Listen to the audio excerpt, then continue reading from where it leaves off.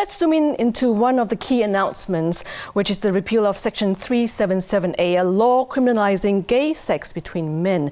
Now, Mr. Lee explained how the government will repeal this law in a controlled, carefully considered way.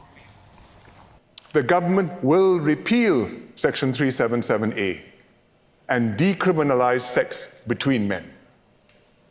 I believe this is the right thing to do and something that most Singaporeans will now accept.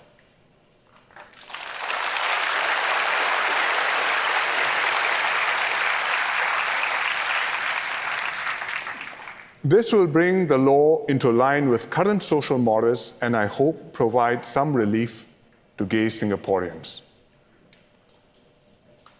But at the same time, most Singaporeans do not want the repeal to trigger a drastic shift in our societal norms across the board, including how we define marriage, what we teach children in schools, what's shown on free-to-air television and in cinemas, or what is generally acceptable conduct in public.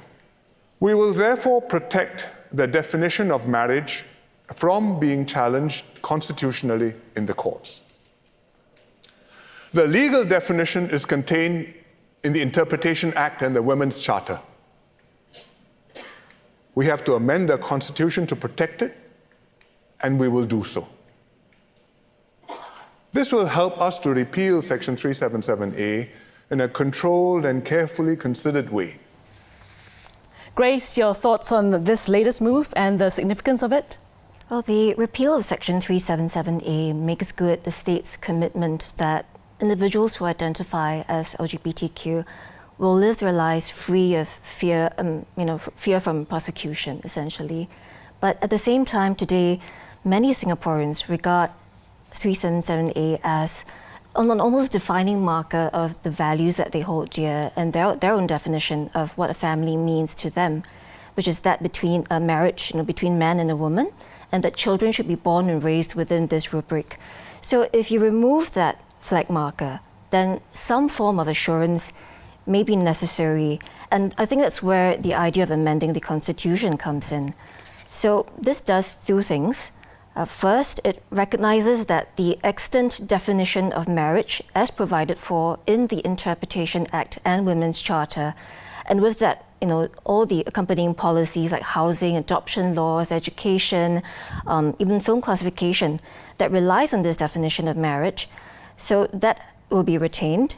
And second, we protect the definition of marriage from being challenged on constitutional grounds in the courts, which has happened before. And at the end of the day, the issue is ultimately a political one and not just a judicial one. What is not clear at this point in time is how that amendment will be phrased or implemented. For example, will there be a provision in the Constitution that provides for the traditional definition of marriage? Terence, do you have a different perspective on this issue? Quite similar. First of all, I think that this is a move of significance. So even though the Court of Appeal had previously stated that this law, 377A, would not be enforceable, it also indicated that this would depend on the position of the Attorney General of the day on enforcement. So I think this will bring greater assurance to the LGBTQ community.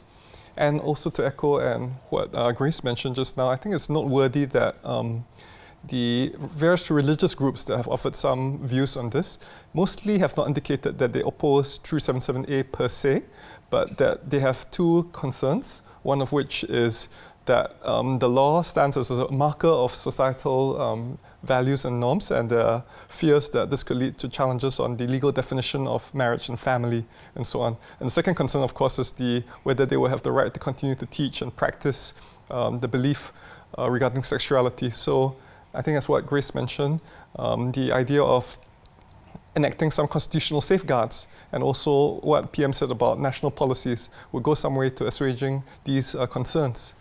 Right, definitely it will be interesting to find out the details when the constitutions get amended in time to come.